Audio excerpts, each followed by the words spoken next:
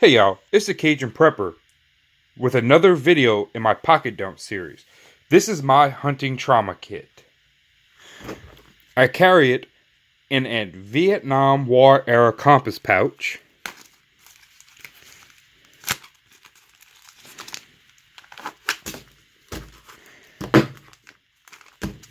I carry the Israeli bandage with pressure applicator.